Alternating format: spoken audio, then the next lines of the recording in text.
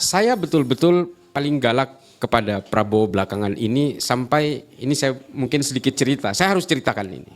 Tiba-tiba saya dihubungi oleh istana. Saya tiba-tiba dihubungi oleh istana, tapi saya pikir mereka akan marah-marah ke saya, tapi tidak saya perlu sebutkan namanya. Kita tahu siapa di istana ini yang selalu beratasnamakan istana itu. Saya pikir akan marah, tapi ternyata dia berterima kasih karena saya sudah mengingatkan bahwa Prabowo lebih baik memperhatikan rakyatnya sendiri daripada hanya runtang-runtung dengan Trump.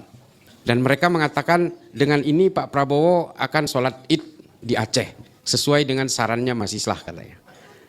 Lalu saya nggak menyarankan sholat Id di Aceh kok. Saya bilang coba lebih baik konsentrasi ke pemulihan pasca bencana di Aceh. Ya ini akan kita wujudkan dengan sholat Id di Aceh katanya. Di mana sholat Idnya? Di Masjid Baitur Rahman. Oh salah dong. Kalau mau lebih epik ya sholat Idnya itu bersama pengungsi di Pidi atau di Tamiang saya bilang. Oh iya akan kami pertimbangkan, dan ternyata memang bersama pengungsi. Tapi sayangnya di situ lagi-lagi misleading information mungkin yang dia terima. Dia bilang sudah hampir 100% pengungsi Aceh tidak hidup di tenda, tapi ternyata fakta berbicara berbeda. Jadi kalau menurut saya Prabowo ini demensia. Dia sudah pikun. Jadi sama seperti halnya perang Iran melawan Amerika, yang bisa menghentikan perang itu sebenarnya bukan negosiasi syarat dan prasyarat yang akan diajukan masing-masing. Yang bisa menghentikan perang itu adalah tumbangnya Trump.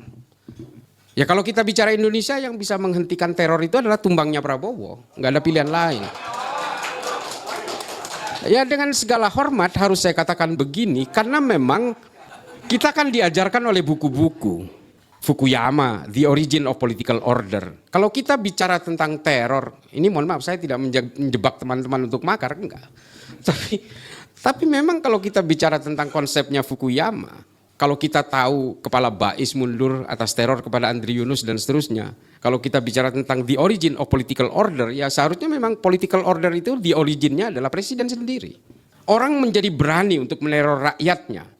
Ya dia karena merasa sami'na wa ata'na dengan presidennya. Dia merasa didukung, dia merasa mendapatkan ruang. Ya hari ini kan memang negara ini dikepung oleh tentaranya sendiri. Sama seperti Kopdes, mobil yang diimpor dari India dan seterusnya. Ini kan tentara semua. Belum lagi polisi yang disuruh tanam jagung yang pura-pura berhasil panennya padahal gagal semua. Belum lagi dapur-dapur MBG yang dilakukan oleh polisi yang tidak minta anggaran dari negara. Dari mana anggarannya? Jangan-jangan dia meres rakyat. Jangan-jangan dia melindungi illegal mining. Kan kita nggak tahu.